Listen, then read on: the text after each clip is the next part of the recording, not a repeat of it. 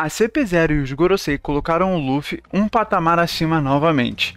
O Homem do Chapéu de Palha basicamente se tornou uma grande ameaça por tudo que ele representa e também provavelmente por sua fruta. A ordem dada pelos Gorosei de acabar com o Luffy ali mesmo na própria luta contra Kaido diz muito isso. O homem que pode mudar o mundo e que provavelmente tem uma fruta ao qual o governo mundial tem muito medo. Além disso, temos diversos detalhes importantes nesse capítulo que talvez você não tenha anotado. Eu estou aqui para dar a minha opinião e se você gostar eu peço que você deixe seu like, seu comentário e se inscreva nesse canal que você me ajuda muito e é de graça. A gente começa com a conversa de Momonosuke com o Yamato e o Momonosuke sendo representado pela gente, né? O personagem que tá ali querendo saber o que é o One Piece, né? Qual é a última ilha e ele não consegue saber porque o Oden humildemente rasgou as páginas. Isso é interessante porque não só faz sentido ele não contar tudo o que acontece exatamente ao final de One Piece para alguém, porque isso meio que quebraria muito qualquer visão de algum personagem sobre o final, né? Poderia falar pro Luffy, apesar que ele não quer saber, assim como ele fez com o Rayleigh, lá quando o Usopp perguntou se o tesouro realmente existia. Isso também é intrigante porque dá mais um motivo para Yamato poder entrar. Ela ter lido o Diário de Oden era algo que me fazia pensar muito negativamente sobre ela no bando. Saber o que é o One Piece, saber o que tem na última ilha, basicamente tira todos os sonhos da personagem, no caso, para entrar no bando do Chapéu de Palha, porque todos eles têm um sonho a cumprir. Ela, basicamente, não tem esse sonho a cumprir.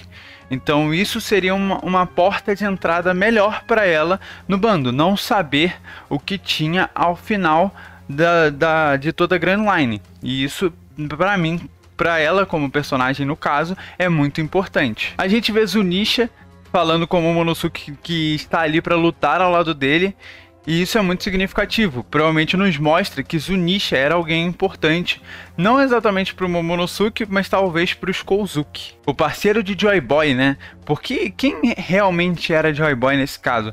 Por que o Zunisha aceitou esse crime? Eu já falei sobre isso. Minha opinião é que Zunisha teve um crime onde ele teve que andar eternamente. Na verdade, ele estava só andando até o dia prometido, onde ele fosse chegar em um ano. O que na verdade as pessoas acham que é um crime, pelo menos em One Piece, né? A gente vê os Minks falando sobre isso. Na verdade o Miyagi ele chega a falar, né, que parece que o Zunisha está andando para algum ponto. E a gente sabendo que o Wano é esse ponto, a gente pode pensar, né, Joy Boy teve que fazer o pedido de desculpas há muitos anos atrás. A gente teve a separação dos clãs do mundo, teve diversas coisas acontecendo no século perdido e a Wano se separando, né, de uma suposta ilha que ela estava junto. No caso, na minha opinião, seria a Jaya. Isso acontece e basicamente o Joy Boy não consegue cumprir a promessa dele aos Homem-Peixe, e não só a eles, mas a todos os outros clãs que eram contra o governo mundial. Então Zunisha meio que pode ser parte da vontade herdada, né, do Joy Boy também, já que ele basicamente tá ali para completar alguma coisa. Isso dá ao Momo uma grande importância, né, já que ele consegue dar ordens ao Zunisha. E a gente sabe que, por exemplo, a Shirahoshi, quando dá ordens aos Reis dos Mares, ela basicamente é conhecida como Poseidon. Então, será que o Momo pode ser conhecido como Uranus?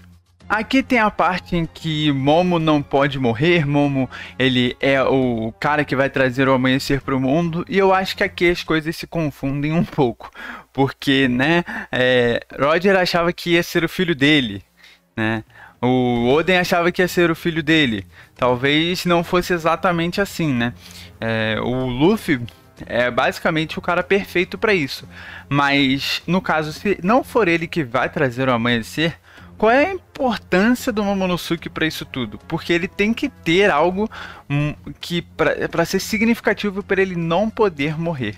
Obviamente, abrir as fronteiras de Wano não é essa coisa, não faz muito sentido. E aí ele tá tendo meio que uma crise ali sobre ele mesmo, sobre abrir o país de Wano, e ele não sabe muito bem o que fazer, né? Já que uma parte da história não está contada pelo Oden. Eu acho que a importância do Momonosuke é, na verdade, abrir as fronteiras de Wano, e isso para o mundo é algo muito significativo, né? Já que se supostamente o Wano for realmente o olho que estava faltando de Jiraiya, né? O olho esquerdo, é, abrir as fronteiras de algo que era relacionado ao século perdido é muito importante, já que provavelmente o governo mundial, eles, apesar de temerem o Wano, eles devem saber da importância de Wano, né? Como o Sakazuki estava falando com o Sengoku e teve diversas outras falas sobre isso, né? Por que que o Wano é tão importante para o One Piece, né? A gente vê tantas forças se juntando lá, Kaido, Big Mom, os Supernovas, então o Wano é muito significativa para o One Piece, e a gente ainda não tem, obviamente, todas as informações, um monte de peça tá faltando para encaixar nesse quebra-cabeça, mas a gente sabe que muito provavelmente era uma grande parte da cidade do século perdido, porque não faz sentido ela ser chamada de Cidade do Ouro junto com Jaya e ela não ter nenhuma importância para o reino antigo. Eu ficaria maluco. Continuando na página de Raizou, ele cita a preparação que eles não podem perder o tempo deles, né? Mesmo estando todo queimado, porque a preparação está quase completa, né? O que é essa preparação? Parece que ele sabe de alguma coisa que a gente não sabe. E provavelmente isso aqui é mais pela preparação da derrota de Kaido e a da tomada de Momonosuke como Shogun. O que me pega um pouco é a parte do caso contrário, perderemos. Por que isso, né? Tem tantas coisas se concentrando em um ano ao mesmo tempo que, se isso ficar confuso, a gente precisa ter um resumo do que acontece em um ano, porque tem a Marinha fazendo X coisa lá, Marinha não, o governo mundial fazendo tantas coisas lá, tem os Yonko, tem a luta principal do Domo agora, que basicamente é a mais importante para decidir tudo. Então, o que é isso que ele está querendo dizer? E essa preparação pode ter também a ver com a abertura das fronteiras de Wano, né? Tem diversas coisas, eu acho que é principalmente isso, a tomada de Shogun do Momonosuke ao poder. Como eu falei, é o que me pega só o fato deles perderem caso isso não se cumpra. Por quê, sabe? Não será que é perderem de não verem? Então precisa sair a tradução oficial pra poder saber, porque é uma parte que meio que se perde às vezes, sabe? One Piece tem muito disso, muito difícil a vida. Será que isso seria em relação à chegada de Zunisha? É um mistério completamente do nada, mas que sempre tá aí, né? A gente não tem muito o que fazer, a gente só senta e chora. Pode ser também que isso tenha a ver com o tesouro do One Piece, que a Big Mom citou que a gente está em um ano, apesar que eu acho que isso não faria muito sentido, né? Apesar que o ano tá bem ligado ao One Piece, como eu já falei, né? Ao tesouro em si. A gente tem a relação da Komonasaki com o Orochi, ele acaba descobrindo que ela, no caso, é a Hiyori e tal, e a relação está acabada, né? Pelo visto, a Hiyori tem um toque meio sádico com ele e, né, vai. Aparentemente, sem a fruta dele, ele não consegue continuar vivo, né? No caso, com ele com o negócio de Kairoseki, né, espetado dentro dele. Diferentemente de quando Kaido cortou a cabeça de Raizou, em que, por mais que ela tivesse sido cortada, a fruta dele estava ativa e provavelmente estaria ali reciclando a vida dele, né? No caso, agora é um pouco mais difícil, já que ele não consegue mais se transformar.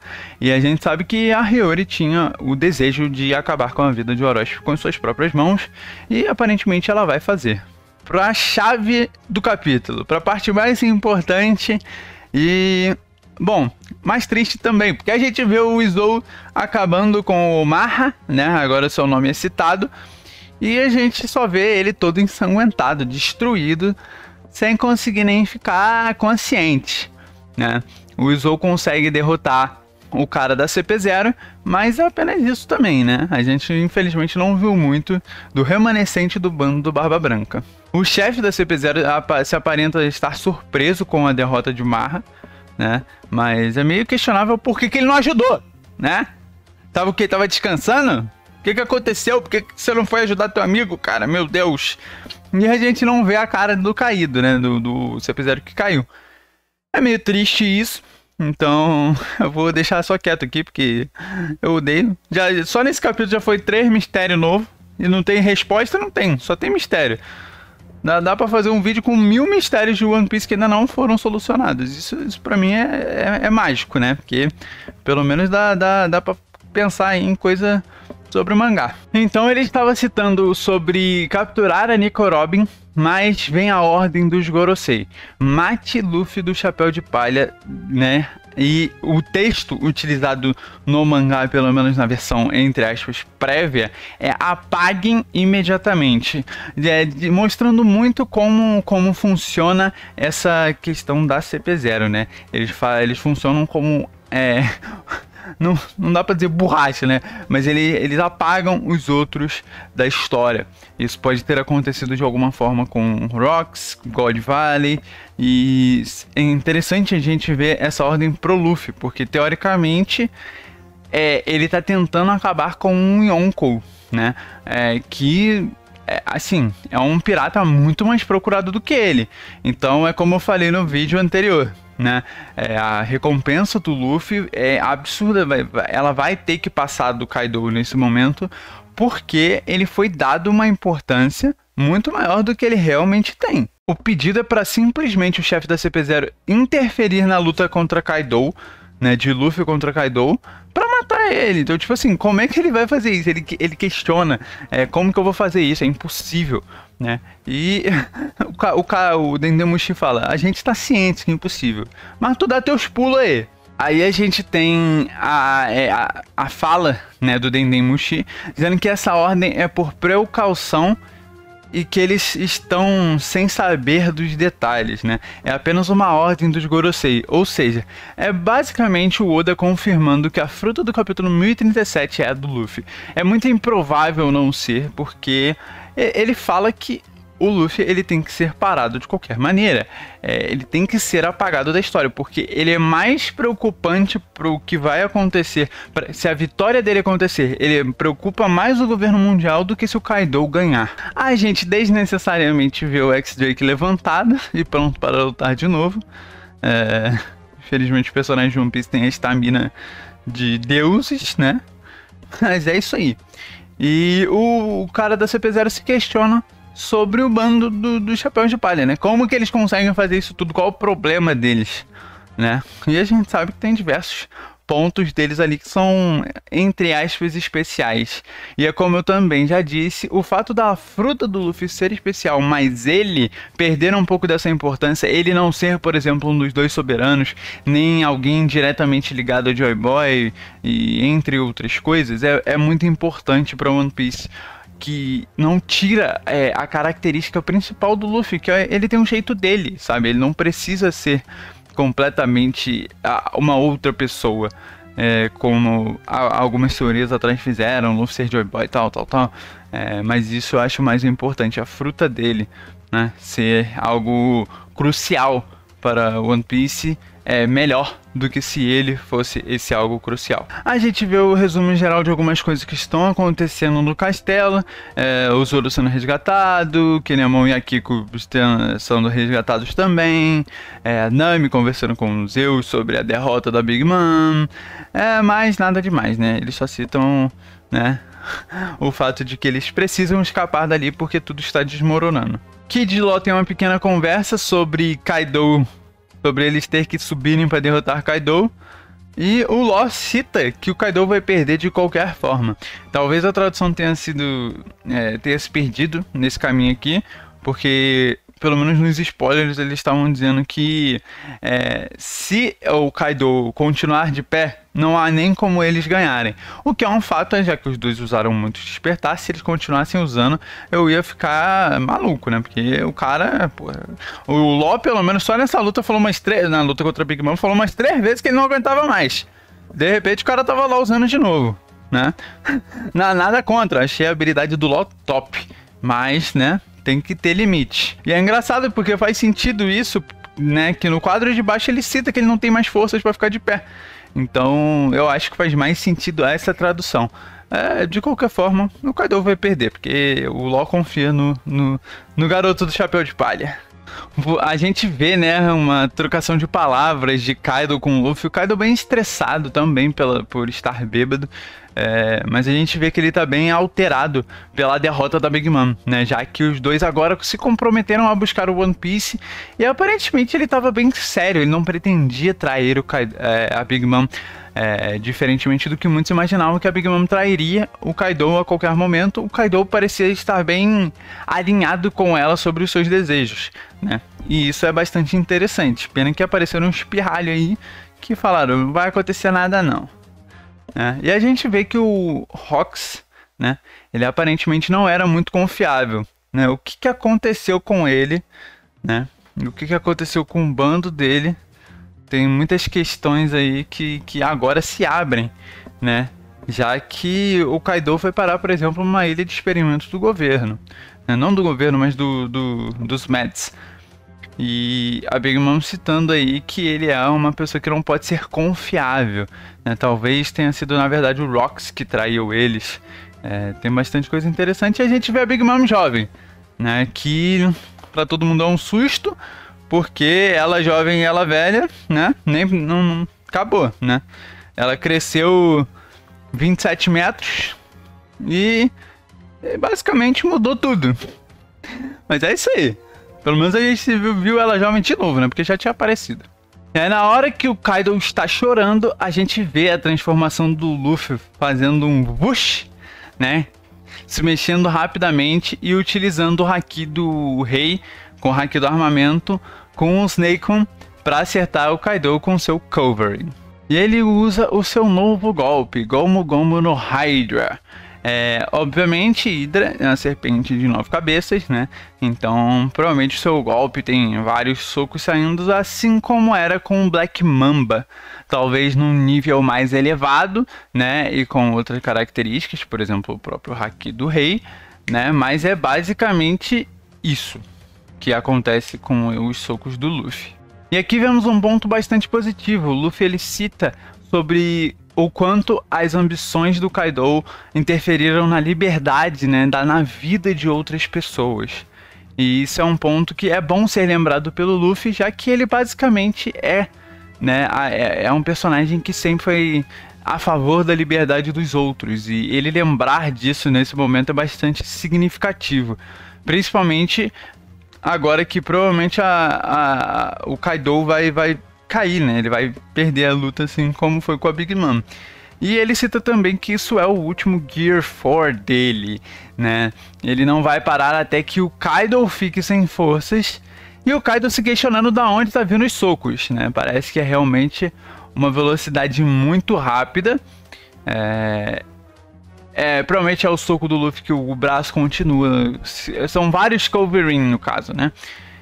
E a questão do Luffy expulsar o Kaido de Wano. Vamos conversar sobre essas partes aqui separadamente, porque tem bastante coisa legal e que te deixa com uma certa dúvida.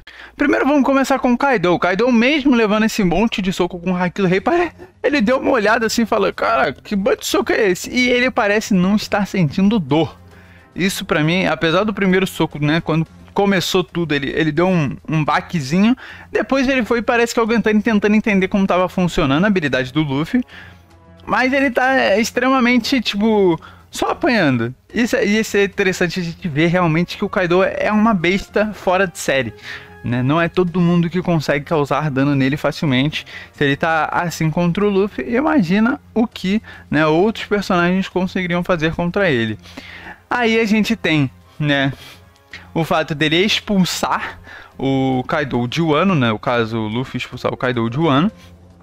E isso é interessante a gente se perguntar como que vai ser a derrota de Kaido, né? Vai ser uma derrota dele sendo expulso da ilha? Vai ser uma derrota dele só caindo de Onigashima? Vai ser uma derrota fazendo ele ser morto pelo Luffy, né? Que seria um pouco icônico, na minha opinião, né? Então a gente tem aí bastantes possibilidades para essa derrota, e eu acho que isso é bastante significativo para One Piece, né? Talvez, imagina o soco final do Luffy vindo contra o Kaido na forma dragão lá no céu, ele dá um socão assim, igual ele fez com o do Flamengo. Aí o Kaido vai caindo como dragão e vai se destransformando no meio do caminho, e todo mundo da cidade do País das Flores vendo. Pô, isso seria incrível, tá? Não tem jeito, seria um absurdo. E aí a gente tem a última parte que eu vou citar nesse vídeo aqui, é sobre o último Gear Force, né? A gente sabe que isso aqui pode ser uma brincadeira, eu vou esperar para ver a tradução oficial, mas eu acho que é realmente isso, e isso é muito intrigante. Por que é o último Gear 4? E ele disse que o Kaido que vai ficar sem forças e não ele, né? Talvez tenha alguma outra habilidade aí por vir. Eu acho que a precaução que o governo mundial está tendo agora é justamente sobre o despertar da Gomu Gomu no Mi, né? O medo que eles têm dela despertar agora é muito grande, e eu acho que o fato dele perder o Gear Form no meio da luta e conseguir despertar é a chave para isso. E eu acho realmente que vai ter um despertar, e o nome do despertar vai ser algo que vocês já conhecem, vai ser o Gear 5, né? Então eu acho que o Luffy vai ter que ganhar um outro power-up para conseguir vencer do Barba Negra, e pro Kaido vai ser basicamente a transformação final dele. Mas eu falo um pouco mais disso no próximo vídeo. Eu agora vou ficando por aqui. Lembre-se, se você gostou desse vídeo, deixe seu like, seu comentário e se inscreve nesse canal, que é muito importante pra mim, e você não paga nada fazendo isso. Valeu, falou, e eu fui.